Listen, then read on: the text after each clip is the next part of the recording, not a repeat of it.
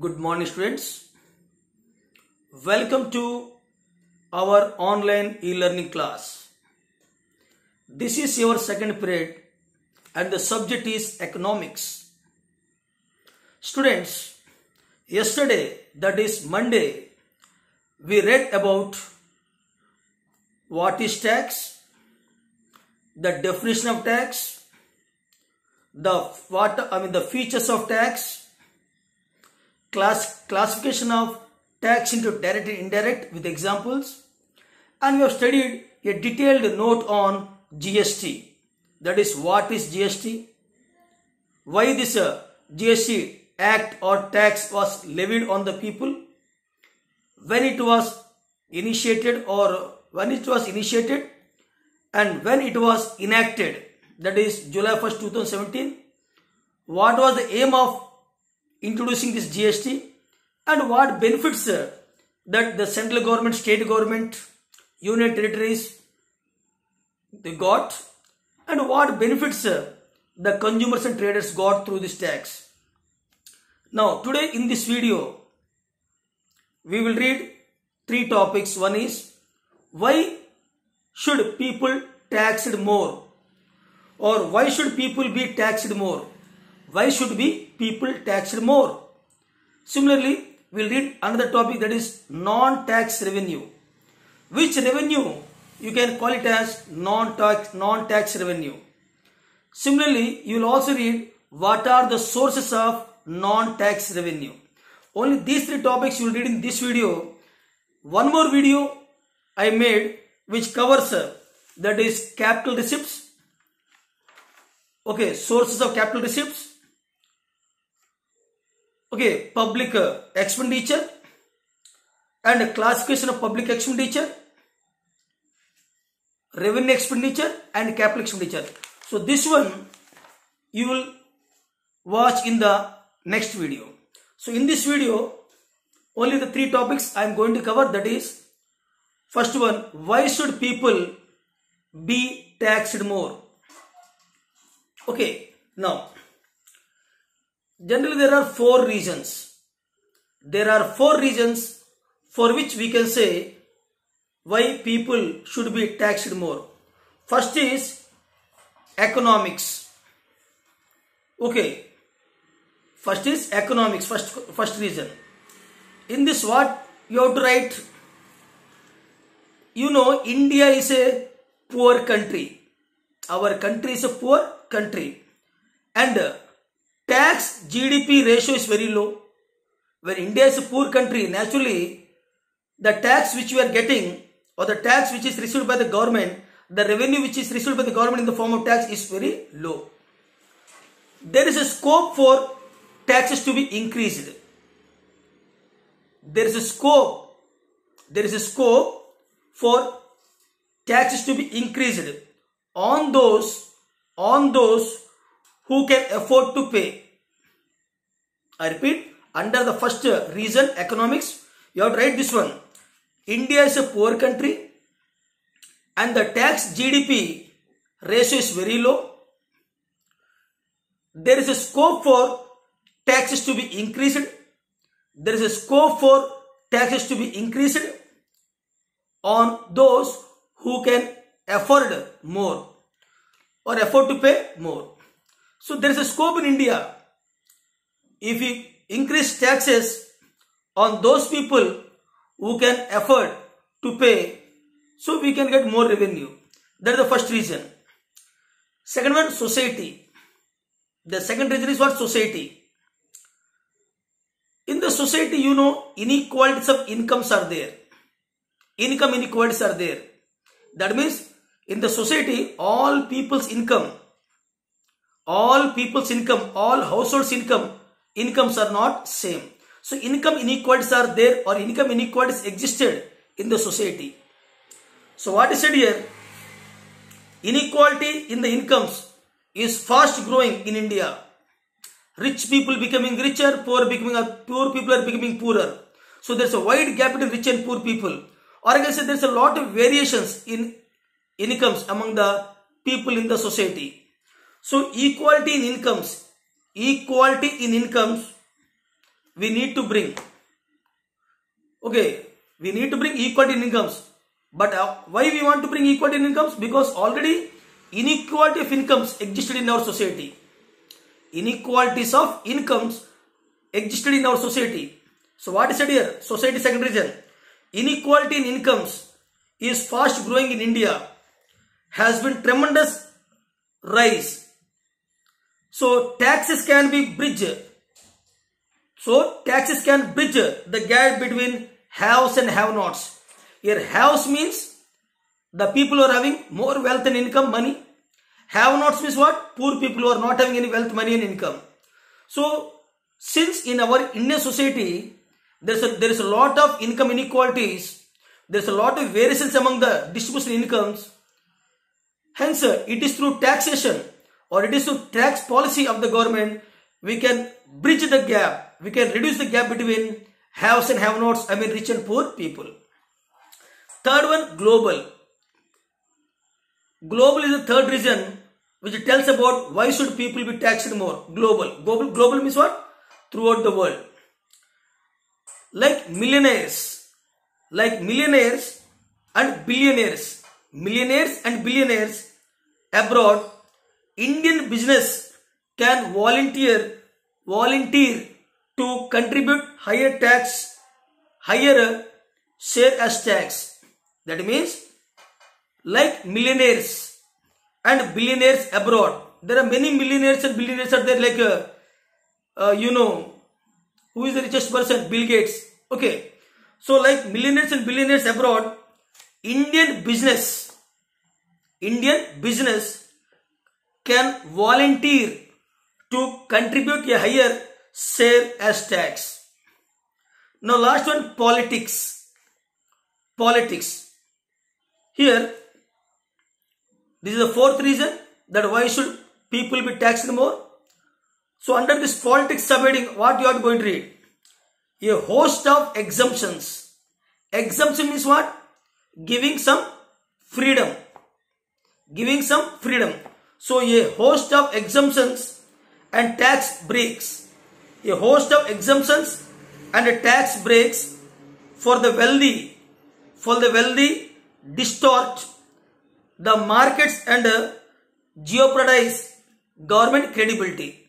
I repeat, a host of exemptions and tax breaks for the wealthy distort the markets and jeopardize means what? Create dangers the government's credibility.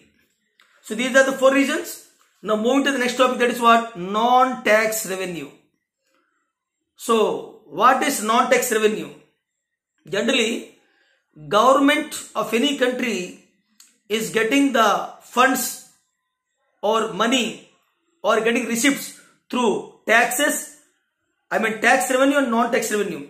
A tax revenue means already I told you what? In the form of direct taxes and in the form of indirect taxes, the government is getting what? Revenue. Now second is what? Non-tax revenue. So which revenue? You can say it as what? Non-tax revenue. See, non-tax revenue. A revenue which is not a tax revenue. That revenue which is not a tax revenue. That revenue which is not a tax revenue is called non-tax revenue. Very simple. Which revenue you can call it as non-tax revenue? That revenue which is not a tax revenue, or any revenue which is not a tax revenue is defined as non-tax revenue. Very simple. Any revenue which is not a tax revenue comes under non-tax revenue. Thus, revenue earned or generated or mobilized by the government from any source other than taxes. So whenever the government earned, generated, mobilized the revenue from any sources but not through taxes is called tax revenue. Very simple to say, whatever revenue the government is generated, whatever revenue the government earned, not through taxes, not through taxes is called non-tax revenue. Non-tax revenue. Okay. Now, of the two sources of revenue,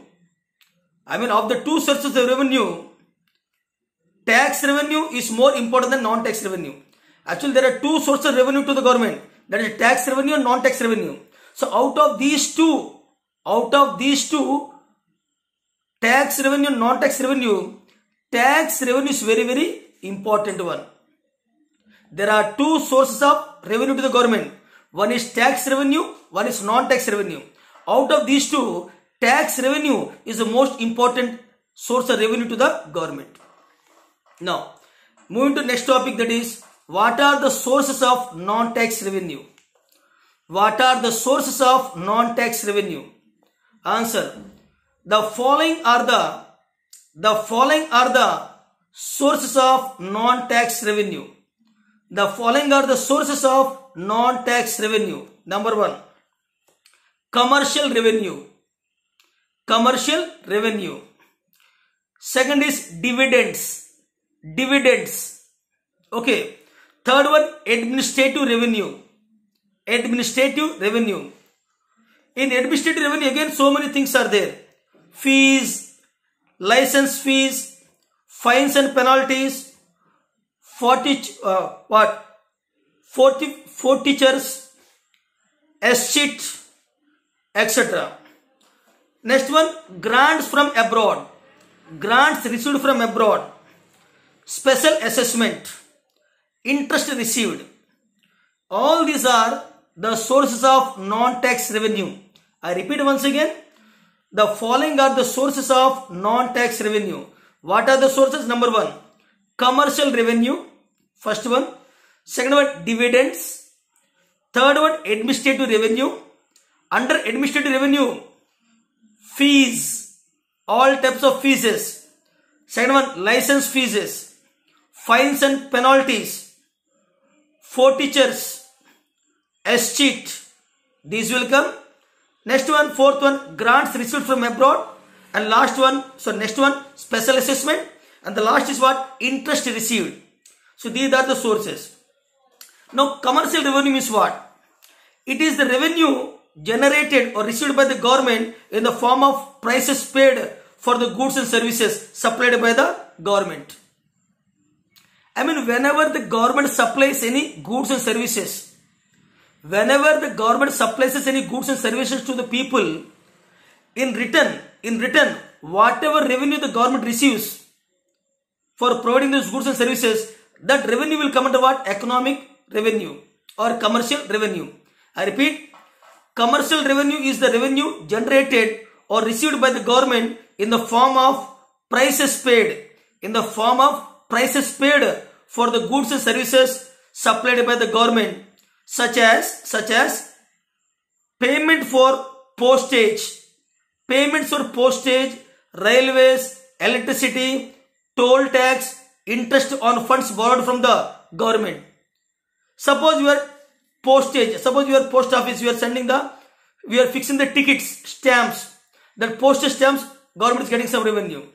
Railways, we are taking tickets for the service given by the government, that revenue. Electricity, that revenue. Revenue through electricity, revenue through toll tax, and interest on funds borrowed from the bank. So all these revenues will go to the government, and this will come under what? Commercial revenue. Dividends. What are dividends? And dividends is also one of the sources of revenue to the government. So dividends are paid. Dividends are paid out by public sector undertakings. Who will pay the dividends? All the public sector undertakings, PSU. There are, okay. So dividends are paid out by public sector undertakings to the government out of the surplus income generated by them. Whenever any public sector undertaking, whenever any public sector company is making huge profits, then out of that profit, some share will be given to the government by that company. That is called dividend. I repeat, dividends are paid out by the public sector undertakings to the government out of the surplus income, I mean extra income generated by them. I mean whatever extra income is generated by that company, that public sector company run by government, out of that if they will give some amount to the government, that is called dividend. So that is another source of non-tax revenue. Administrative revenue. So this revenue already told you it includes so many. Okay. Administrative revenue means what? It is the revenue that arises on account of the administrative functions of the government. Whatever revenue the government generated through administration, whatever revenue the government is generated through day-to-day administration, that will come under administrative revenue. I repeat, it is the revenue that arises. It is the revenue that arises on account of the administration or administrative functions of the government. Whenever the government is performing any administrative functions, and through that functions if any income is generated, that income will come under what? Administrative incomes. For example, fees. You are paying your exam fees. Okay, like that. Exam is the best example. Or we are paying the fees to collect the passport. Okay. Or birth and death registration duties. Birth and death registration duties.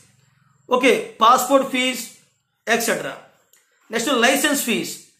So these license, okay, these are paid in case of some government authority in evoked to seek permission or privilege. Suppose you want to take permission to set up an industry.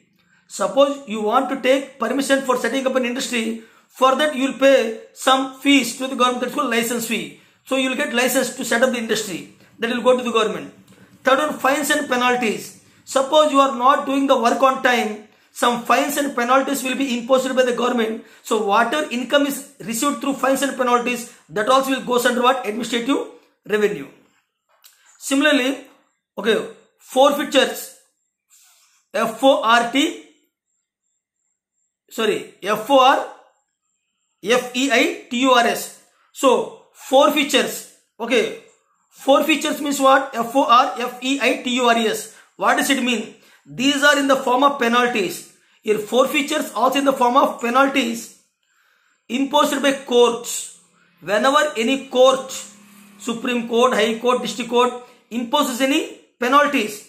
So these are in the form of penalties imposed by courts to non-compliance of orders or non-fulfillment of contract. Suppose you are not following the orders of the government, so the court not following the orders of the court, then the court will impose forfeitures. That also will go to the government. Escheat, E-S-C-H-E-A-T. Escheat means what? It refers to the claim. It refers to the claim of the government on the property of a person who dies without any hire. Suppose there is a person and he is having lot of wealth and property and suddenly he is not having any legal hire. Suppose if there is a person who is having lot of wealth and property, as long as he is alive, he enjoyed all the property, but this person is not having any hire, and without any hire this person died, then the property of the person will be taken by government. Okay, that is called escheat. So escheat is nothing but whenever any person, wealthy person dies without any hire, the wealth will be taken by the government, and that is known as what? Escheat. Now next one. So all this will come under what? Administrative revenue. Now next one, grants from abroad. Grants from abroad. Sometimes a country or at a times country may receive some grants and donations from the governments and philanthropic organizations situated abroad. That means sometimes our government, our country's government is getting any donations, any grants from other countries, okay, or from any organizations. Then that donations, that grants also will be comes under what? Non-tax revenue. Next one, special assessment. So what is the meaning of special assessment? Listen. It is the payment. It is the payment made by an SC. Here SC means what? Property owners. I repeat, special assessment means it is the payment. It is the payment made by an SC, I mean property owner, whose property has witnessed capital appreciation due to some developmental projects of the government. due to some developmental projects of the government. Last one, interest received. Interest received. If you are getting any interest from abroad, not in abroad, interest received. Okay. So the interest received also will come under non-tax revenue of the government. So any interest received by the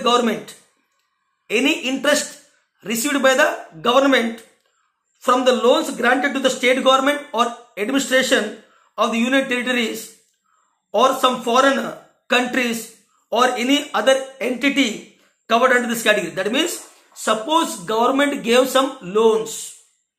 Suppose Indian government gave some loans to the central government gave some loans to the state governments. It gave loans to the union territories. It gave loans to some other countries in the abroad. Okay, so whatever loans the Indian government gave to state governments or union territories or some foreign countries, so on those loans, they will get what? Interest. So whatever interest they will get for the providing loans, whatever interest they get for providing loans, that interest also will come under what? Non-tax revenue of the government. So all these are the sources of non-tax revenue, and through non-tax revenue, the government is getting some revenue to run its day-to-day works. But I told you, among tax revenue and non-tax revenue, the most important one is what? Tax revenue. So this is the end of the 3 topics. So one more video is there which covers the remaining topics. Do watch both the videos and try to understand the concepts. I suggest all my students to read the textbook thoroughly. Thank you. Have a nice day.